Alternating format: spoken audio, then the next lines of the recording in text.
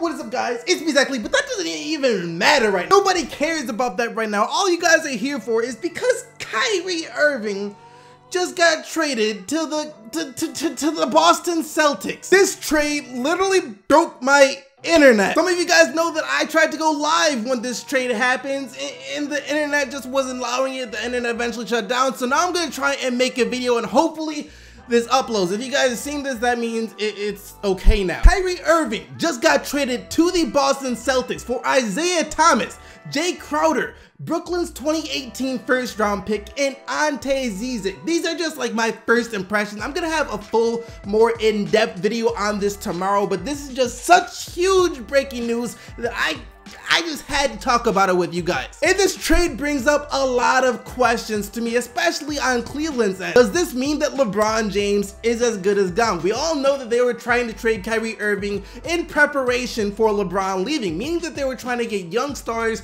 or draft picks for Kyrie Irving. You heard them being interested in guys like Josh Jackson, Kristaps Porzingis, Jamal Murray, players like that, but the thing is, none of those players were available for trade. All of the teams of those players already came out and said that they're not going to trade those players for Kyrie Irving. So some people think that the Cavs got fleeced and could have got more or something like that. The Cavs didn't do good in this trade. They actually did really good in return. First off, of course, they get Isaiah Thomas. He can come in and immediately fill in the production they lost for Kyrie Irving. With the roster they have right now, the Cleveland Cavaliers will still be extremely competitive. And they also got Jay Crowder. Don't underestimate that. That'll help them a lot this year. He's a nice 3-and-D guy, better than any other 3-and-D guy they have on that team. But then, like I said, they also got that top 5 Brooklyn pick, meaning LeBron James is probably as good as gone. The Cleveland Cavaliers are going to be looking to the future now. They're going to be looking to rebuild. And we all know LeBron James ain't about to stick around for no freaking rebuild. He wants to win some rings. He wants to build his legacy. You don't build your legacy spending your last year as part of a rebuilding franchise. So to me, he's as good as gone, which means Isaiah Thomas is most likely as good as gone too, since, I mean, why would he stay there? To play with Kevin Love and Iman Shumpert? Who would do that? Speaking of Kevin Love, don't be surprised if you start hearing his name pop up in trade rumors too. If the Cavs are truly looking to life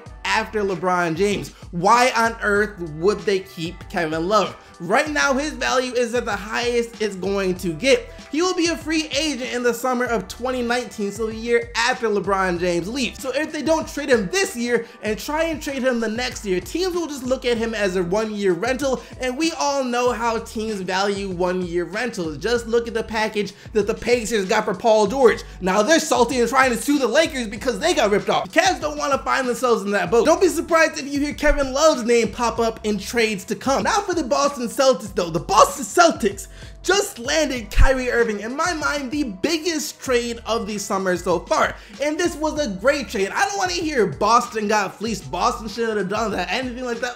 But come on. This was an amazing trade. Kyrie Irving is one of the best young point guards in the NBA. Just one of the best point guards in the NBA flat out. Isaiah Thomas was great for them too. I know Boston fans loved IT. They will still love Isaiah Thomas. But the thing is, Isaiah Thomas was what, like 28 or 29 years old? His window to win a championship was much smaller than anyone else on the team for the most part, besides like Al Horford. So trading him for a point guard like Kyrie Irving, who is 5 years younger, makes all the sense in the world. Since they have young players like Jaylen Brown, Jason Tatum, Gordon Hayward's not that old. All those guys have a much larger window to win a championship, and I'm sure Boston feels like they can keep Kyrie Irving. They wouldn't have done this trade. They wouldn't have traded away their Brooklyn pick if they weren't sure they could get Kyrie Irving to sign an extension. And Kyrie Irving already said he wouldn't mind playing in Boston, so I don't see why he wouldn't sign an extension with the Boston Celtics. Other than that though, they lost Jay Crowder, but I mean, come on, the Boston Celtics have plenty of forward. Jaylen Brown. They just signed Gordon Hayward. They traded for Marcus Morris. They drafted Jason Tatum. This move makes room for more playtime for all of those guys. This was a great trade for the Boston. This was a great trade for both sides if you think about it, considering the Cavs probably couldn't have gotten more from this for Kyrie Irving from any other team. What I'm excited for though is freaking opening night. The first game of the season is the Cleveland Cavaliers versus the Boston Celtics. Unfortunately for Kyrie though, it is in Cleveland, so you can expect some of the Cavs fans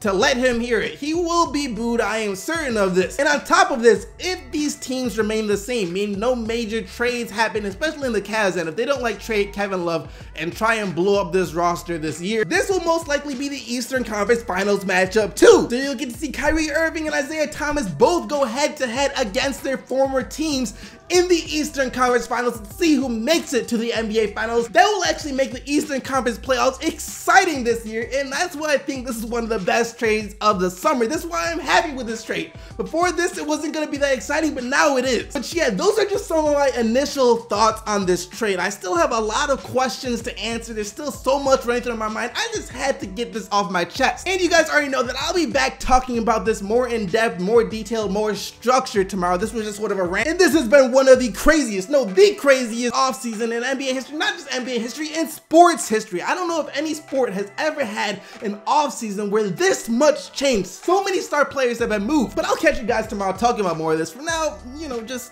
this is crazy. This is real crazy.